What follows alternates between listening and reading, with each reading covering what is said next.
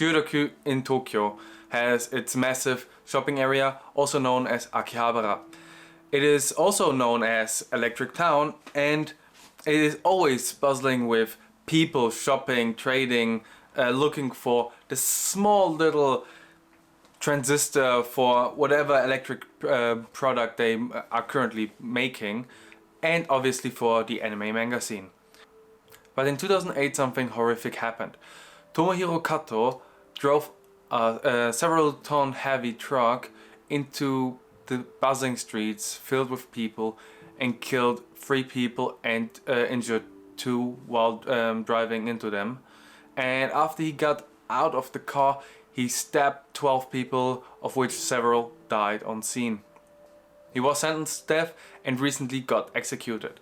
And because of that, I thought we're gonna talk about it and look back at the incident that shocked Japan and the world, especially as it's one of the biggest incidents regarding killing people in Japan. While ignoring red lights, Kato hit 5 pedestrians. While other people tried to attend to the victims, Kato jumped out of his truck and started stabbing people. He stabbed 12 people while screaming, according to witnesses. Shortly after, police arrived and chased Kato, and they shortly after cornered him where he was dropping his knife at gunpoint. This was a few minutes after the incident happened and not far from the place where Kato hit the 5 pedestrians with his truck. At least 17 ambulances rushed to the scene while pedestrians tried to help the victims as much as possible. Initially only 2 people were reported dead, but over the course of the day 7 more people were declared dead. In the end it was concluded that 3 people died due to being hit by the truck and 4 people died due to being stabbed by Kato. 3 days before the attack, Kato accused people at his workplace that they stole his working uniforms and working attire, and that he thought, according to himself, that they would terminate him and are just using this as a justification so that he would quit. We can't say for certain, but this may have been one of the factors to trigger this horrific incident. 20 minutes before the incident, Kato uploaded his intentions to a board called Extreme Exchange Revised and basically told everything he wanted to do. And he had a few justifications for that. The messages were: I will kill people in Akihabara. If only I had a girlfriend, I wouldn't have to quit work. And I don't have a single friend and I won't in the future. I'll be ignored because I'm ugly. I'm lower than trash because at least trash gets recycled. And the messages also refer to a stabbing spree in Tsuchiura. This references another incident of Japan's hikikomori, where someone became suicidal and angry and violent and basically attacked passengers.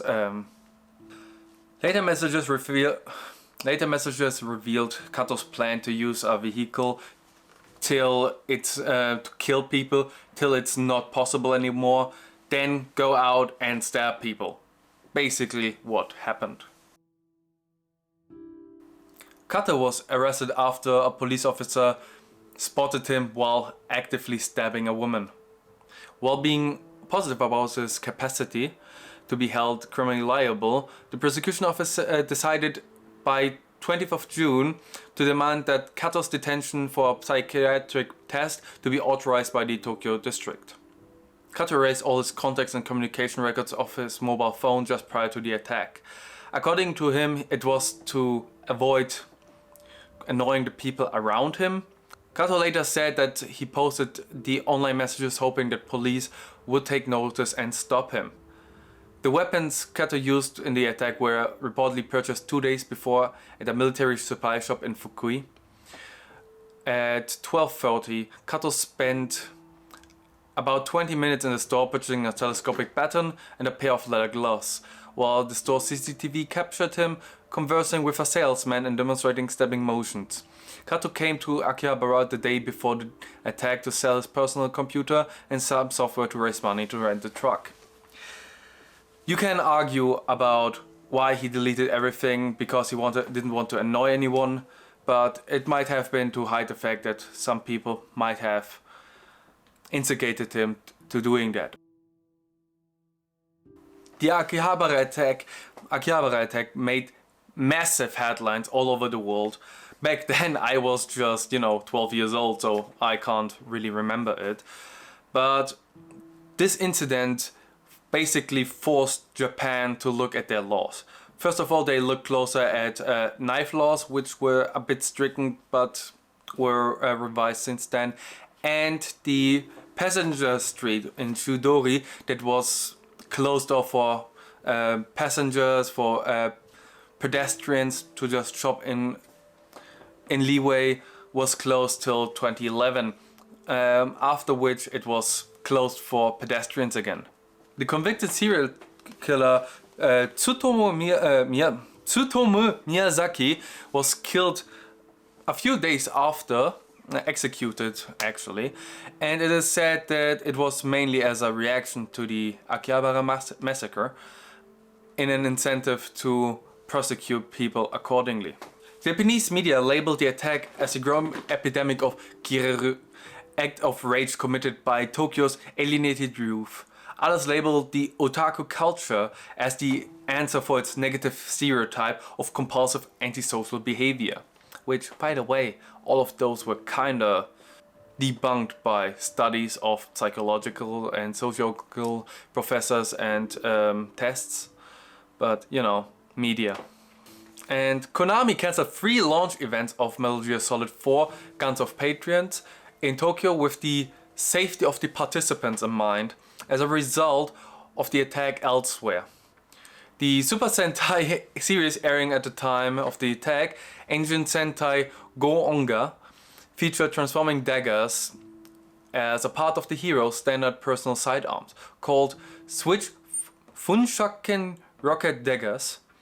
After the attack, which occurred the day immediately after the daggers made their debut in the series, both Bandai and Toei changed the names to Switch Funshaken Rocket Boosters to redesignate them as swords rather than daggers, out of respect for the victims of the attack, to lessen any trauma in the 6 to 8 years old audience that the Tokusatsu franchise regularly targeted. Kato's parents gave an apology to the victims on television interview after the massacre. As of 2010, Kato's father resigned from his job and was living in seclusion in Aomori, while his mother has been hospitalized for mental health reasons. In 2014, Kato's 28-year-old brother committed suicide, having previously indicated that he was unable to live with the scars and shame resulting from the massacre.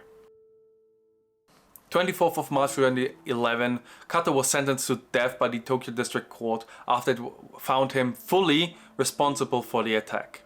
In 2012, the Tokyo High Court upheld the death penalty on appeal. Kato expressed remorse over the massacre, stating that he would like to apologize to the people who passed away, the injured and their family. Upon entering a guilty plea, he said he knew he was the culprit, though he had no memory of some parts of the incident. The Supreme Court of Japan upheld the death penalty on 2nd February of 2015. Kato's death sentence was subsequently finalized and he was held on death row until the execution by hanging at the Tokyo Detention House in the morning of the 26th of July of 2020. This part is less facts, more my personal interpretation. I think Kato was failed by a lot of people, and obviously also a bit of the culture of Japan, which doesn't excuse anything. But him deleting his communications, his messages, his log calls, his contacts was an indication of that. His brother killing himself wasn't great, and it also indicates that the brother was probably abused, like at least, you know, in some way by other people because of his brother, because else it wouldn't have come to that. Kato died, he's not coming back again, and while other people would say he deserved it, other people would say no one deserves to be killed because of any reason.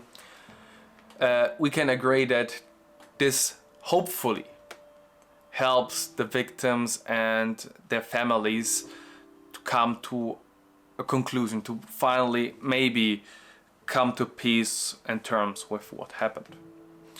Anyway, this is it for me, and I wish you a nice day, and I hope to see you again.